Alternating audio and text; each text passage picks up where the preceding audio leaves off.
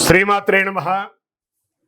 గురవే సర్వలోకానాం విసజే భవరోగిణాం నిధయే సర్వవిద్యానాం దక్షిణామూర్తయే నమః. వసుదేవసుతం దేవం కంసచానూరమర్దనం దేవకీ పరమానందం కృష్ణం వందే జగద్గురుం. సద్గురుకులదేవతాభ్యో నమః. ప్రతి ఒక్కరు కూడా మీ యొక్క గురువులను, మీకు విద్య నేర్పిన గురువు, మీ యొక్క ఉద్యోగంలో గురువు, మీకు వ్యాపారంలో గురువు, మీ ఇంటి గురువులు, జగద్గురువులందరినీ కూడాను ప్రార్థన చేసుకోండి. ఈ నెల మనం చెప్పుకోబోయే ఈ యొక్క జాతక ఫలితం అంతా కూడాను గురుగ్రహ స్థాన చలనం, దాన్ని గురు పెయర్చి అంటారు. రానున్న మే 1, 2024 నాడు స్థానం మారుతున్నారు. బృహస్పతి తన యొక్క స్థానం మేషరాశి నుండి వృషభ రాశికి మారుతున్నారు. మే 1వ తేదీ క్రోధినామ సంవత్సర చైత్రమాసం కృష్ణపక్షం శ్రవణ నక్షత్ర బహుళపక్ష అష్టమి మధ్యాహ్నం 1 గంటకు మేషరాశి నుండి వృషభ రాశికి మారుతున్నారు బృహస్పతి. దేవగురువు అయినటువంటి బృహస్పతి గురు భగవానుడు మేషరాశి నుండి అసుర గురువు అయినటువంటి శుక్రుని యొక్క రాశిలోకి మారుతున్నారు వృషభంలో. ఈ సంవత్సరం కాలపురుషుని యొక్క తత్వంలో 2వ ఇల్లు అయినటువంటి ధనస్థానంలో గురు భగవానుడు కూర్చోబోతున్నాడు. గురు భగవానుడు గోచార ప్రకారం 2, 5, 7, 9, 11లో సంచరిస్తే అద్భుతమైనటువంటి ఫలితాలని చెప్తారు. గురు చూసిన కోటి లాభం అంటారు. గురు భగవానుడు అనుగ్రహం రావాలంటే అంత ఈజీ కాదు, అది యోగమే కదా. అది వచ్చిందంటే నవగ్రహాల్లోనే శుభప్రదమైనటువంటి గురు భగవానుడి యొక్క సంపూర్ణ ఆశీస్సులు మనకు కావాలి. ఐశ్వర్యం, పదవి, విద్య, వివాహం అన్ని రకాలుగా కావలసినటువంటి ఇచ్చే ఏకైక దేవుడు ఈ నవగ్రహాల్లో ఎవరైనా ఉన్నారంటే అది బృహస్పతి దేవుడే, గురు భగవానుడు. 2024 గురు ప్రభావంతో ఈ 3 రాశుల వారికి కొత్త ఏడాదంతా విశేషమైనటువంటి ప్రయోజనాలు ఉంటాయి. గురువు వృషభ రాశిలో కూర్చొని తన 5వ చూపుతో కన్యా రాశిని చూస్తున్నారు, 7వ చూపుతో వృశ్చిక రాశిని చూస్తున్నారు, 9వ చూపుతో మకర రాశిని చూస్తున్నారు. సో ఈ 3 రాశుల వారికి జాక్పాట్ అని చెప్పచ్చు, ఇంకా జాక్పాట్ అనే చెప్పచ్చు. మిగిలిన రాశులు తీసుకుంటే తులారాశి వారికి ఉన్న 8వ ఇంటిన అర్ధాష్టమ శనిగా వెళ్తున్నారు, ధనుసు రాశికి 6వ ఇంట్లో వెళ్తున్నారు, షష్టాష్టమంగా వెళ్తున్నారు. ఈ గురువు పెయర్చి ద్వారా మేష, కర్కాటక, వృశ్చిక, మకర రాశులకి అద్భుతమైనటువంటి ఫలితం. బాగా గుర్తుపెట్టుకొని మళ్ళీ రిపీట్ చెప్తున్నాను. మే 1వ తారీఖు నుంచి 1 సంవత్సర కాలం మేషరాశి మిత్రులారా, కర్కాటక రాశి మిత్రులారా, వృశ్చిక రాశి మిత్రులారా, మకర రాశి మిత్రులారా, మీరు పట్టిందల్లా బంగారమే. కానీ మీ ప్రయత్నం చేయాలి. ప్రయత్నం చేయకపోతే బంగారు వచ్చినా కూడా ఉపయోగం లేదు. అంత అద్భుతం ఈ గురు భగవానుడు అన్ని యోగాలు ఇవ్వబోతున్నాడు. వృషభ, మిథున, సింహ, తుల, ధనుసు రాశి వారు, మీనరాశి వారంతా కూడాను సుమారైనటువంటి ఫలితాలని పొందుతున్నారు. గురు పెయర్చి అనేది గురుస్థానం సంవత్సరానికి ఒక్కసారి జరుగుతుంది.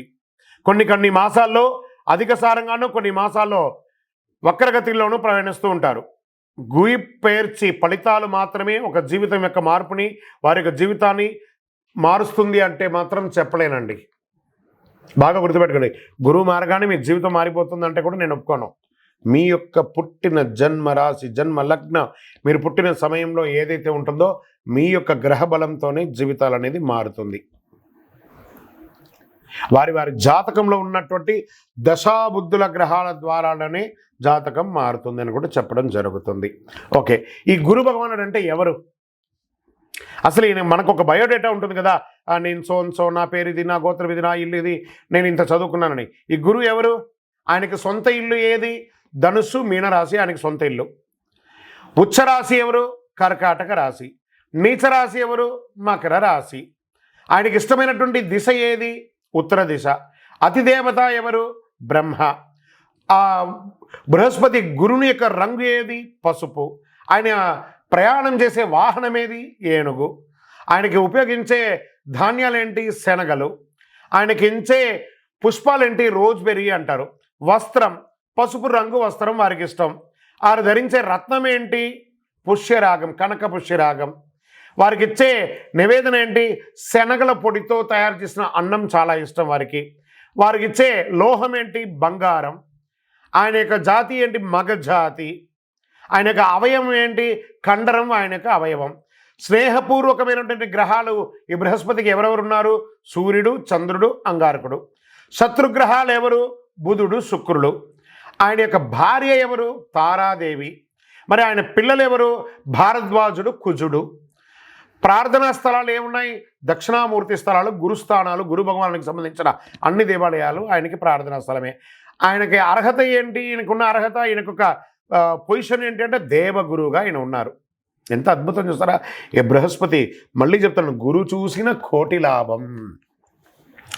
సరే, ఈ యొక్క బృహస్పతి యొక్క అనుగ్రహంతో ఈ 12 రాసుల వారికి, ద్వాదశ రాశుల వారికి ఈ సంవత్సరం ఎలా ఉండబోతుందని ఒక్కొక్క రాశిగా మనం తెలుసుకోబోతున్నాం. ప్రపంచంలో అన్ని ప్రదేశాల్లో నివసించే తులారాశి మిత్రులారా, మీకు ఈ గురు భగవానుడు గురు పేర్చి స్థాన మార్పిడి ఎలా ఉండబోతుందనంటే, శుక్రుని రాశినాథుడుగా పొందిన తులారాశి మిత్రులారా, ఈ యొక్క సంవత్సరం మీకు గ్రహస్థానం సప్తమ స్థానం నుండి అష్టమ ఆయుష్ స్థానానికి మారుతున్నారు. విరయస్థానమునకు, ధనవాక్కు స్థానమునకు, సుఖస్థానమునకు చూస్తున్నారు. ఈ గురు పేర్చి గురు స్థాన మార్పిడి మీకు సమాజంలో ఉన్నతమైనటువంటి స్నేహాన్ని, గౌరవాన్ని, విజయాన్ని అందిస్తుంది. కుటుంబంలో సంతోషం ఉంటుంది. మిమ్మల్ని తప్పుగా అర్థం చేసుకున్న స్నేహితులు, బంధువులు తమ మనసు మార్చుకొని మళ్ళీ స్నేహపూర్వకంగా మెలగడం జరుగుతుంది. మీరు కష్టమైన పనులు సులభంగా పూర్తి చేస్తారు. మీ రుణాలన్నీ కూడా సకాలంలో చెల్లిస్తారు. మీరు మీ వ్యాపార రహస్యాలను ఇతరులతో మాట్లాడకండి. సమాజంలో మీ పేరు మరి కీర్తి క్రమక్రమంగా క్షీణించినవి పెరుగుతూ రావడం మొదలు పెడుతుంది. కొంతమందికి విదేశాలకు వెళ్ళి నివసించే అవకాశాలు కూడా ఉంటాయి. మైగ్రేట్ అయ్యి అక్కడే స్థిరపడే అవకాశాలు కూడా ఉన్నాయి. ఉద్యోగస్తులకి లాభాలు అందుతాయి, ఆదాయం పెరుగుతుంది. మీకు ఇంటి దేవుడు కులదేవత ప్రార్థన చేయాలి. కుటుంబంలో వివాహం కాని వారికి వివాహం జరిగే అవకాశం ఉంది. శారీరక ఆరోగ్యం మెరుగ్గా ఉంటుంది.